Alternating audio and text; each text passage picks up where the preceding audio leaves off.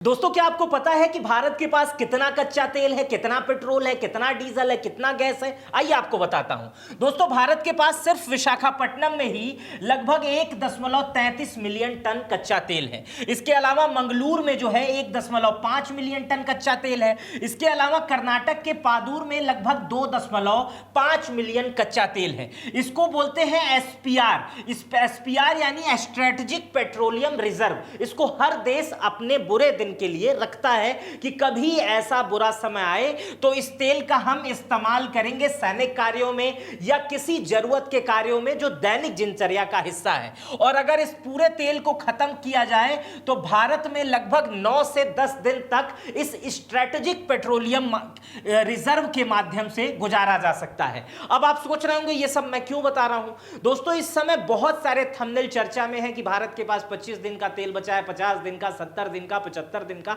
मैं पूरी जानकारी दे रहा हूं, सही एग्जैक्ट जानकारी, कोई हवाबाजी नहीं है। इसमें जो चीजें हैं वो सार्वजनिक है, इंटरनेट पर उपलब्ध है। इसको ध्यान से समझिए और उन लोगों को भेजिए जो बहुत तगड़ा र्यूमर फैला रहा है इन सब चीजों को लेकर के। आइए मैं बताता हूं। दोस्तों, ये तो 9 से 10 दिन का भारत के पास सिर्फ रिजर्व है। रिजर्व इसको बोलते हैं strategic reserve petroleum, SPR, strategic petroleum reserve. लेकिन भारत के पास 3 बड़ी कंपनियां हैं। इन तीनों कंपनियों का नाम आप आसानी से जानते होंगे, क्योंकि जब भी बाइक में आप पेट्रोल डलवाने जाते होंगे तो या तो इंडियन ऑयल कॉर्पोरेशन पे जाते होंगे, या तो भारत पेट्रोलियम पे जाते होंगे, या तो हिंदुस्तान पेट्रोलियम पे जाते होंगे।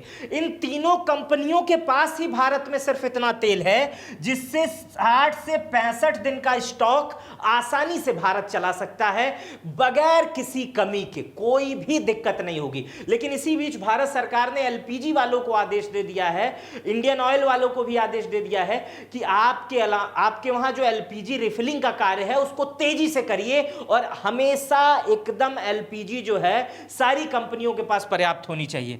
अगर भारत में पूरी तरीके से आयात बंद हो जाए, अभी तो केवल हॉर्मुज बंद हुआ है, हॉर्मुज ही बंद हुआ है, लेकिन अगर पूरी तरीके से आयात बंद हो जाए तो भारत आराम से 70 से 75 दिन बगैर किसी कष्ट के काट सकता है। भारत के पास इतना तेल अभी रिजर्व है। अब मैं आपको थोड़ी और जानकारी बढ़ा देता हूं कि किस देश के पास कितना रिजर्व है, कितना तेल है। अमेरिका के पास जो है वो 700 मिलियन बैरल तेल है। लगभग अमेरिका अपने हिसाब से इसे 90 से 100 दिन, 150 दिन भी कुछ लोग कहते हैं, बगैर किसी आयात किए तेल गुजार सकता है, क्योंकि सब स्ट्रेटजी वाला तेल रखते हैं। स्ट्रेटेजिक पेट्रोलियम इसे बोलते हैं। अभी मैं आगे जो बताऊंगा स्ट्रेटेजिक पेट्रोलियम के बारे में, वो जान के तो आप हैरान रह जाएंगे कि भारत का स्ट्रेटेजिक पेट्रोलियम पहाड़ों के अंदर दबा के रखा गया है, पहाड़ों के अंदर। आगे अभी दिखाऊंगा भी, बताऊंगा भी। चाइना के पास लगभग 300 से 350 मिलियन बैरल स्ट्रेटेजिक पेट्रोलियम है और यह लगभग 80 से 90 दिन, 100 दिन चल सकता है। जापान के पास 470 मिलियन बैरल जो है सरकार और कंपनियों दोनों को मिलाकर तेल है, जो लगभग 160 दिन चल सकता है। ये सबका मैं बता रहा हूं, ये सरकार और कंपनी दोनों को मिला के बता रहा हूं। साउथ कोरिया के पास लगभग 200 मिलियन बैरल है और इंडिया के पास सिर्फ 39 मिलियन बैरल है स्ट्रेटेजिक रिजर्व, और इसको ये भी कंपनी और सरकार दोनों को मिलाकर है। यानी भारत इस समय 5वें नंबर पे आता है। भारत में 2 और स्ट्रेटेजिक पेट्रोलियम वाली जगह बन रही है, लेकिन भारत अन्य देशों के मुकाबले अभी बहुत कम है, लेकिन भारत इस पे काम कर रहा है। अब मैं आपको बता दे रहा हूं कि क्यों महंगा होने वाला तेल है। पेट्रोल 140, 120, 130 रुपए तक जा सकता है और इस पे विशेषज्ञ हामी भी भर रहे हैं और जगह जगह से ये बयान भी आ रहे हैं। ये क्यों हो सकता है? एलपीजी के दाम बढ़ सकते हैं, पेट्रोल के दाम बढ़ सकते हैं। ये क्यों होगा ये मैं आपको बता दे रहा हूं। अगर इससे पूरा संबंधित वीडियो देखना है स्ट्रेट ऑफ हॉर्मुज पे, तो आप आई बटन पे क्लिक करेंगे, वहां पे आपको दिख जाएगा। लेकिन इसको 1 मिनट में मैं आपको समझा रहा हूं कि ये स्ट्रेट ऑफ हॉर्मुज है और यही इसी रास्ते, ये रास्ता जो आप देख रहे हैं, इसकी 33 किलोमीटर जो है चौड़ाई है। चौड़ाई और लंबाई अगर जिसमें देखेंगे वो 33 किलोमीटर है और दुनिया का 20% तेल इसी रास्ते जाता है। इसी रास्ते दुनिया का 20% तेल जाता है और भारत का 65% तेल भी इसी रास्ते जाता है। ईरान और ओमान के बीच में पड़ता है, इधर ही सऊदी अरब है, कतर है, यूएई है, सब यहीं से दुनिया भर को तेल भेजते हैं। तो दुनिया का 20% तेल, पैसा सब इधर ही से जा रहा है। और इस समय इधर से जो गुजर रहा है उसके ऊपर ईरान जो है वो मिसाइल गिरा दे रहा है। कुछ दिन पहले एक नाव पे जब गिरा दिया था, एक शिप पर गिरा दिया था, तो उसमें एक भारतीय नाविक की भी मौत हो गई थी। और ईरान इस पे बहुत सख्त है। उधर से जो भी शिप जा रही है वो सब डरे हुए हैं। व्यापारी हमेशा डरा रहता है और यही कारण है कि जितनी भी शिप हैं वो सब इधर बंदरगाह पे लगी हुई हैं। किसी की हिम्मत नहीं हो रही है कि ये स्ट्रेट ऑफ हॉर्मुज पार कर दे, इस रास्ते से जाए, क्योंकि सब डरे हुए हैं कि कोई भी शिप अगर उधर से तेल लेके गई तो ईरान उस पर मिसाइल गिरा सकता है। ईरान लगातार अनाउंसमेंट भी कर रहा है और अगर एक बार मिसाइलें गिरती हैं तो ना तो उस जहाज वालों को इंश्योरेंस मिलेगा, क्योंकि सारे जहाज से जो वॉर जोन जब घोषित हो जाता है तो इंश्योरेंस वाली सुविधा खींच ली जाती है कि इंश्योरेंस वॉर में काम नहीं करेगा। अगर साधारणतः आपका जहाज डूबता है तो इंश्योरेंस कंपनी पैसा दे भी देगी, लेकिन इस स्थिति में अरबों रुपए का जहाज, उसके बाद उसमें तेल लदा हुआ है और तमाम चीज अगर ईरान के मिसाइल से खत्म होती है तो प्रदूषण फैलेगा, ये तो नंबर एक, उस पे कंपनी पे पेनाल्टी लगेगी, वो अलग है। लेकिन इसके अलावा जो स्थिति उत्पन्न होगी जिससे कंपनी डूब जाएगी, लाखों करोड़ों का नुकसान हो जाएगा, इसके चलते किसी की हिम्मत इस रास्ते से नहीं हो रही है। इसलिए दुनिया के मार्केट में तेल जो है वो हाई हो गया है। ये अभी का चार्ट है, जब मैं वीडियो बना रहा हूं 5:17 पे मार्केट ओपन था और इस इंटरनेशनल मार्केट के अनुसार अभी जब इसमें आप देखेंगे 26 तारीख जब खैमनई साहब की मौत नहीं हुई थी, उनको अमेरिका और ईरान ने नहीं मारा था, तो उस समय जो क्रूड ऑयल, जो तेल की कीमत थी वो लगभग 70.44 बैरल है और बैरल थी, और इस समय लगभग 87 तक पहुंच गई। 86-95 आप देख ही रहे हैं, 86-95-87 तक पहुंच गई। और विशेषज्ञ कह रहे हैं कि ये लगभग 100 से 120 आने वाले कुछ दिनों में ही चला जाएगा। और जब ये बढ़ेगा तो निश्चित रूप से तेल की कीमतें भी बढ़ेंगी, पेट्रोल की कीमतें भी बढ़ेंगी, डीजल भी बढ़ेगा, सीएनजी भी बढ़ेगा और एलपीजी भी बढ़ेगा। कुछ लोग बता रहे हैं कि डीजल और पेट्रोल में, जो विशेषज्ञ हैं, आने वाले कुछ ही समय में 20 से 40 रुपए की बढ़ोतरी हो सकती है, क्योंकि इंटरनेशनल मार्केट में क्रूड ऑयल बहुत तेजी से महंगा हो रहा है। अभी मैंने आपको दिखाया कि यहां 70 रुपए था और इतना जल्दी ही ये 86 पे चला गया, जबकि इतना तेज फ्लक्चुएशन नहीं आती है और ये लगातार बढ़ रहा है। इससे पहले जब मैं हॉर्मुज पे वीडियो बनाया था तो ये 80 था और ये लगातार अगर $5-5 $6-6 डेली बढ़ रहा है तो समझिए कि एक हफ्ते के अंदर ये 120 क्रॉस कर जाएगा। और इसी पूरे सिस्टम को बिगाड़ दिया है, इसमें और हवाला दी है कतर ने।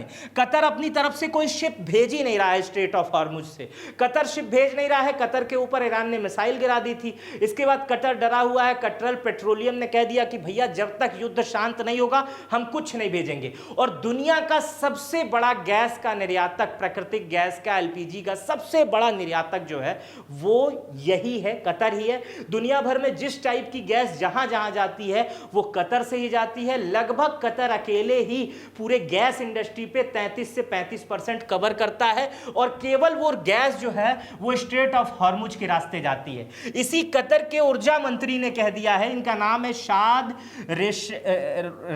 रेहिदा अल काबी, ये कहे हैं कि अगर मध्य पूर्व में युद्ध लंबा चला तो हॉर्मुज से तेल की सप्लाई रुकेगी और क्रूड ऑयल की कीमत लगभग $150 प्रति बैरल जा सकती है। अब सोचिए जहां 70 था वहां 150 पहुंच जाएगा, तो निश्चित रूप से अगर पेट्रोल 100 रुपए है तो 200 रुपए हो जाएगा। और ये सारी चीजें केवल महीने भर के अंदर हो सकती हैं अगर मध्य पूर्व में युद्ध नहीं थमता है, युद्ध लगातार होता है, हॉर्मुज से तेल नहीं आता है, क्योंकि इस स्थिति में भारत को अफ्रीका, अमेरिका, रूस से तेल मंगवाना पड़ेगा।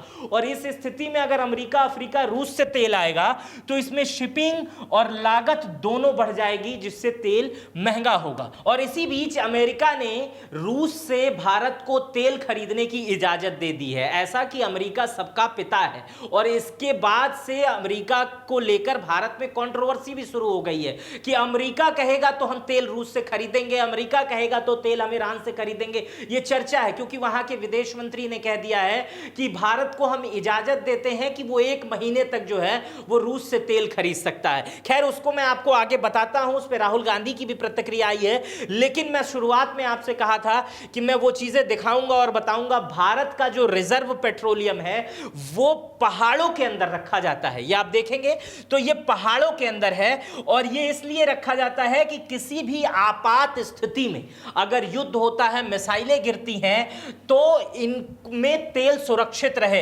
इसको बोलते हैं रॉक कैवर्न, और ये पत्थर की गुफाएं होती हैं, इसमें नीचे पाइपलाइन जाती है और अंदर पत्थर के ही ऑटोमेटिक प्राकृतिक गुफाएं होती हैं जो अंदर अपने आप लॉक होती हैं, और उसमें कई लाख टन, लगभग 300 से 360 फीट 370 फीट नीचे इसमें तेल रखे जाते हैं। जो विशाखापट्टनम में है उसकी गहराई 100 से 150 मीटर की है, जो मंगलूर में है उसकी 150 मीटर से 200 मीटर की गहराई है, और जो पंडूर में है उसकी भी गहराई 120 से 150 170 मीटर की गहराई है। इस गहराई में पहाड़ों के अंदर ये सारे भारत के रिजर्व रखे जाते हैं। इसी को बोलते हैं स्ट्रेटेजिक पेट्रोलियम, और यही स्ट्रेटेजिक पेट्रोलियम भविष्य में ऐसी स्थिति में काम आता है जब देश युद्ध की स्थिति में हो, जब दूसरा देश मिसाइल से वार करे हमारे पेट्रोलियम वाली जगहों पर, क्योंकि इंडियन ऑयल के, भारत पेट्रोलियम के, हिंदुस्तान पेट्रोलियम की जो तेल कंपनियां हैं, जो उनकी रिफाइनरी है, जो उनका स्टोरेज है,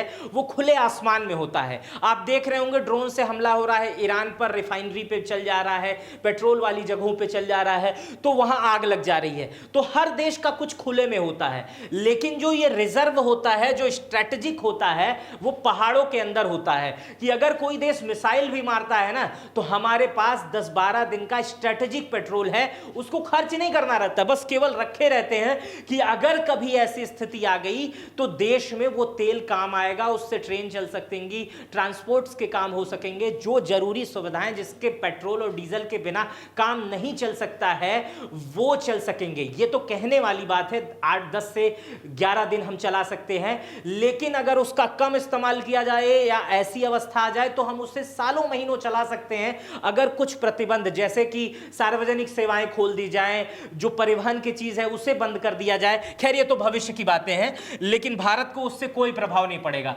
इसी बीच अमेरिका के जो वित्त मंत्री हैं, जिनका नाम है स्कॉट बेसेंट, इन्होंने कहा है कि वैश्विक बाजार में तेल की सप्लाई बनाए रखने के लिए भारतीय रिफाइनरी को रूस से तेल खरीदने की 30 दिन की अस्थायी छूट दी जा रही है। अमेरिका के ट्रेजरी विभाग ने कहा है कि 30 दिन की अस्थायी अनुमति है। भारत की रिफाइनरी रूसी तेल से कच्चा तेल खरीद सकती है जो समुद्र में लदा हुआ है। इसका उद्देश्य वैश्विक तेल सप्लाई को बनाए रखना है और कीमतों को अचानक बढ़ने से रोकना है। इसके पीछे कारण है स्ट्रेट ऑफ हॉर्मुज। ये बाकायदा अमेरिका ने बताया है कि आपस में संकट, इस समय संकट है, और इस स्थिति में भारत को हम अनुमति दे रहे हैं कि वो रूस से तेल खरीद ले। भारत पहले रूस से ही तेल खरीदता था और ईरान से भी खरीदता था। इसके अलावा अमेरिका ने ही उन तमाम चीजों पर रोक लगाई, तो भारत ने कुछ ईरान से कम कर दिया, रूस से बढ़ा दिया। लेकिन अब अमेरिका ये कह रहा है, हम इजाजत दे रहे हैं भाई कि तुम रूस से तेल खरीदो, मतलब हम अमेरिका के हिसाब से ही काम करें। लेकिन इससे भारत को कुछ फायदे भी होंगे। पहला, भारत को पेट्रोल डीजल की सप्लाई जो है वो अस्थिर नहीं होगी। भारत में जो दिक्कत, अचानक महंगाई की, जो अचानक दुनिया में तेल महंगा होगा, जैसे यूरोप के कुछ देशों में 50% तक इस समय प्राकृतिक गैस की कीमत बढ़ गई है, 50% तक। मतलब आप समझ रहे हैं, 100 रुपए था तो 150 रुपए हो गया,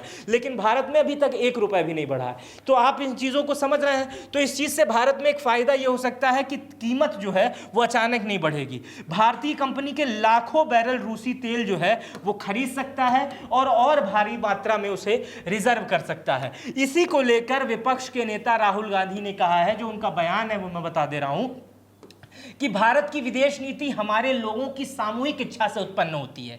यह हमारे इतिहास, हमारे भूगोल, सत्य एवं अहिंसा पर हमारी आध्यात्मिक विचारधारा में निहित होनी चाहिए। हम आज हमें जो देख रहे हैं वो हमारी नीति नहीं है, एक भ्रष्ट व्यक्ति के शोषण का परिणाम है। अब अमेरिका हमें बताएगा कि हम किससे तेल खरीदें या नहीं खरीदें, चाहे वो रूस हो या ईरान हो या अमेरिका हो, अमेरिका फैसला करेगा। ये राहुल गांधी कह रहे हैं, क्योंकि अमेरिका के विदेश मंत्री ने सीधे सीधे भारत जैसे बड़े देश को कहा कि हम इजाजत दे रहे हैं कि आप रूस से तेल खरीद लीजिए। खैर, इस मामले पर आपकी क्या प्रतिक्रिया है, इस पूरे विस्तार वीडियो पर आपकी क्या प्रतिक्रिया है, क्योंकि र्यूमर जो है वो खूब फैलाया जा रहा है कि 25 दिन का तेल बचा है, 18 दिन का तेल बचा है, 12 दिन का, 50 दिन का। उस स्थिति में इस वीडियो से आप कितना सीखे, कितना समझे, वो मुझे कमेंट बॉक्स में बताइएगा। मेरा नाम मित्र प्रकाश है। वीडियो आपने पूरी देखी है तो आपका बहुत बहुत शुक्रिया। चैनल पे नए हैं तो सब्सक्राइब कर बेल आइकन जरूर दबा दीजिएगा और ज्वाइन बटन पे जाएंगे तो मुझे बहुत अच्छा लगेगा। अपना बेहद ख्याल रखिएगा। बहुत बहुत शुक्रिया।